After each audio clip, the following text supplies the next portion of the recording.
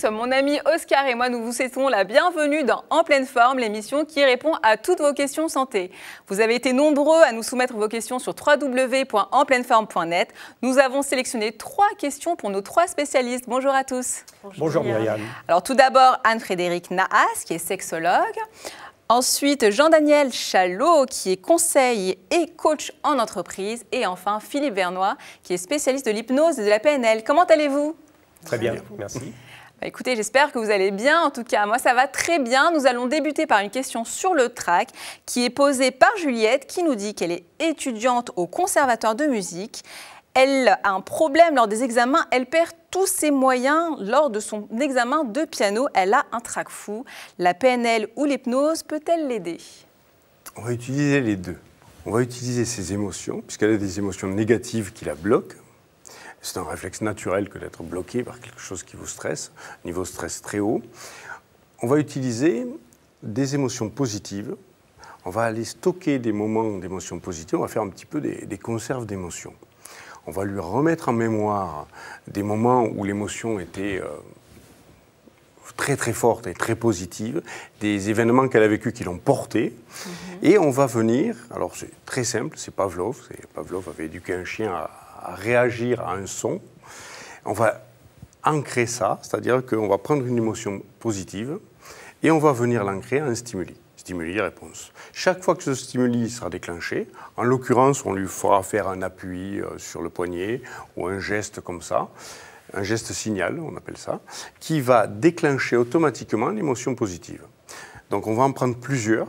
Alors, on peut composer des cocktails d'émotions pour faire ces conserves et on va venir les empiler. On va chercher les émotions qui correspondent à ce à quoi elle va être confrontée. Si elle a besoin de passer un examen et qu'elle a besoin dans cet examen-là d'être en position de gagnant, on va venir chercher des réflexes gagnants. Ces émotions internes vont générer ces comportements. Donc on va empiler ces émotions et venir les ancrer soit sur un appui physique, corporel, soit sur un geste qu'elle peut déclencher. Donc avant son examen, elle fera ce geste qui déclenchera en elle une sensation positive et là son trac va se dissiper. Totalement. Et elle va être envahie par l'émotion positive. On va prendre des moments de victoire. Alors, si elle fait un peu de sport et qu'elle a eu des victoires en sport, on va prendre ces moments-là, lui faire revivre et venir ancrer ses émotions. Et on peut mixer des émotions comme ça qui ne sont pas contradictoires mais complémentaires, qui sont des boosts, des émotions plutôt énergisantes et positives. Et elle n'aura qu'à appuyer sur le bouton pour qu'automatiquement ça réapparaisse en elle. Est-ce que vous pouvez nous mimer des gestes que vous conseillez lors de vos séances ? Il y en a un qui est célèbre, c'est yes. Ce geste-là, c'est un geste de victoire. Que vous utilisez beaucoup en PNL ? Pour ma part, non, mais j'ai un ami qui travaille avec des managers et qui utilise yes très fortement parce qu'il dit yen, euro, dollar. Et ça les motive bien. Pour notre sujet, ça sera différent. On va prendre quelque chose de plus discret, ce genre de geste-là, par exemple, ou juste un appui à l'intérieur avec le pouce comme ça, qui va automatiquement déclencher l'émotion. Et combien de temps pour acquérir ce geste ? Un petit quart d'heure. En un quart d'heure ? Oui. Ensuite, elle pourra l'utiliser lors du prochain examen de piano. Quand elle veut. Super. On génère une émotion et puis on lui fait répéter dans les jours qui viennent de manière à rendre ça, plus vous l'apprenez, plus ça devient automatique. Et après, à chaque fois qu'elle fera ça. Alors, on me dit qu'en régie, on a beaucoup apprécié votre geste. Est-ce que vous pouvez le refaire pour qu'on le mémorise bien ? Le yes. Yes. Écoutez, j'espère qu'elle fera yes au prochain examen de piano. Avant de passer à la question sexo, on va passer au travail. Il faut bien passer au travail avant de se faire plaisir. Et la question qui vient de son prénom, André, encore. Je suis chef d'entreprise et mon entreprise n'est pas rentable. Je perds de l'argent et la situation devient grave. Je n'arrive plus à manger. J'ai perdu 5 kilos en une semaine. C'est un super régime, en fait, ça. Malheureusement, il a des pensées suicidaires et sa vie familiale est gravement perturbée. Donc là, c'est moins drôle. Il vous demande bien sûr de l'aide. Oui, c'est une problématique assez courante pour certains chefs d'entreprise qui se trouvent devant de grandes difficultés, qui se trouvent seuls et qui ont des idées suicidaires. Ça, c'est vraiment très, très grave. Effectivement, la première chose, d'abord, c'est effectivement de savoir de quoi il souffre, quel est son problème. Il n'est pas arrivé du jour au lendemain, il a peut-être perdu 5 kilos comme ça en une semaine ou 10 jours, mais les problèmes ne sont pas arrivés tout de suite. Donc il faut commencer à comprendre cet homme.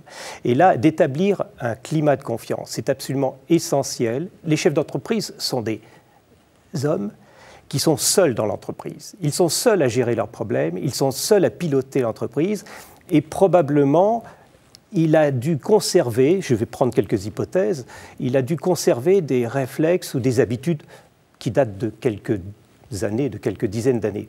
Il se trouve avec des changements de marché, des changements de mentalité d'homme, et peut-être a-t-il des difficultés de management, peut-être a-t-il des difficultés pour se faire comprendre. Et là, si je prends l'hypothèse de ce chef d'entreprise qui a ces difficultés, pourquoi? D'abord, évidemment, il y a toutes sortes de questions pour approcher la problématique réelle. Imaginons, on prend une hypothèse, que c'est quelqu'un qui a du mal à échanger avec des jeunes, avec des managers jeunes, avec des directeurs opérationnels qui sont jeunes, et qui reste sur une attitude ancienne, directive, autoritaire. Voilà, alors là, si on a identifié ce problème, la difficulté, ça va être qu'ils reconnaissent cela. Et de faire changer les habitudes, la vision du monde, ses propres habitudes, son propre mode de fonctionnement, ça va être difficile. Mais petit à petit, s'il en a la volonté, on arrivera à ce qu'il accepte de modifier petit à petit son comportement, et nous pourrons trouver des solutions d'avancement, des solutions pour qu'il soit avec ses équipes dans un mode de concertation et d'entraînement, et qu'il ne soit plus dans la solitude du pilotage de l'entreprise. C'est une acceptation de l'individu au changement qu'il doit effectuer. Parce que là, c'est gravissime, ça en vient à des pensées suicidaires. Votre rôle, c'est presque de lui sauver la vie. Là, il est en détresse. Alors effectivement, c'est quelqu'un que je vais certainement rencontrer fréquemment. D'une part, pour établir le contact, d'autre part, pour avancer avec lui sur la prise de confiance et sur les solutions. On peut imaginer aussi que dans certains cas, il faut qu'il prenne un conseil technique, un directeur financier ou quelqu'un qui va l'aider sur une problématique particulière. Mais sa problématique générique, c'est son comportement sur lequel nous allons travailler. Donc travailler sur son comportement au travail et peut-être aussi lui donner des conseils pour sa vie familiale car elle est perturbée. Alors effectivement, le travail prend toute sa vie et on le comprend bien, c'est un chef d'entreprise. Et ça a des répercussions inévitables sur la vie familiale. Donc, à partir du moment où on va lui donner confiance et lui donner une perspective d'évolution de sa problématique, il va tout de suite avoir un peu plus de tranquillité et être plus à l'aise dans sa famille et, je l'espère, plus à l'aise aussi dans son milieu professionnel. Est-ce qu'on peut lui conseiller tout simplement de changer de travail, avoir moins de responsabilités ? C'est un chef d'entreprise. Il ne pourra pas. Il ne voudra pas. Il est marié avec son entreprise. Il n'est pas question. Il a créé son entreprise. C'est son bébé. Bien sûr. Il y tient. Seulement, il faudra qu'il change un petit peu de paradigme vis-à-vis de l'ensemble de son fonctionnement. En tout cas, je lui conseille de prendre un peu de plaisir, ça lui fera du bien. Et Anne-Frédérique va nous donner des conseils justement de ce côté-là, avec une question qui nous vient d'une femme qui se trouve grosse, qui a fait des régimes qui ne fonctionnent pas et qui, du coup, a du mal à s'accepter et refuse de faire l'amour avec son mari. Et bien sûr, son mari en souffre et il se plaint, elle a besoin de conseils, de solutions. Alors, malgré les apparences parfois trompeuses et même parfois douloureuses, cette femme ne rejette pas son mari, elle se rejette elle-même. Elle attribue au poids ce qui est très certainement un problème d'image de soi, c'est-à-dire de perception de son poids. C'est pourquoi les régimes ne fonctionnent pas. C'est un problème bien plus psychologique. Ça peut être de la dysmorphophobie, en fait. Non. Quand on a une mauvaise perception de son poids, de son corps, alors, on se trouve, ça peut aller jusqu'à la dysmorphophobie, en effet. C'est un problème d'estime de soi, c'est un problème d'amour. Alors, en thérapie, comment on va s'y prendre? On va tout simplement essayer d'identifier le comportement de cette femme vis-à-vis de son propre corps. Il semblerait qu'elle se soit enfermée dans un sorte de bras de fer avec son corps, comme si elle disait « je t'aimerai quand tu seras mince ». Et si le corps pouvait parler, il répondrait « je serai mince quand tu m'aimeras ».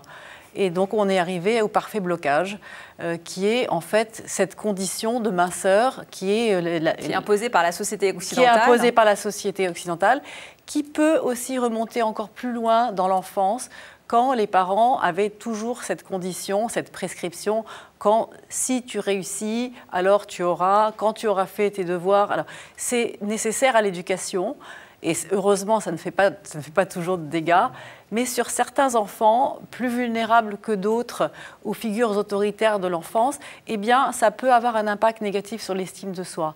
Alors, en thérapie, ce qu'on fait, c'est qu'on va reprendre ce vécu de l'enfant, de l'enfant intérieur de cet adulte aujourd'hui, et ça va être l'ensemble de ce qui se disait à la maison, de ce qui a été entendu, et ça a créé des interprétations chez l'enfant, et puis une sorte de grille de lecture avec laquelle il vit toujours inconsciemment.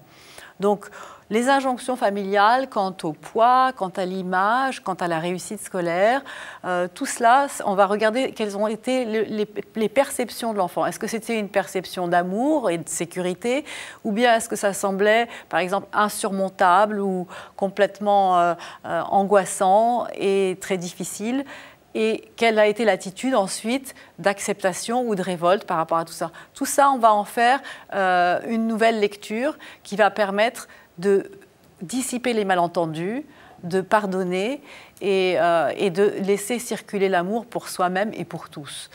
Donc ça, c'est vraiment la clé de l'amour, d'une sorte de réconciliation avec soi-même.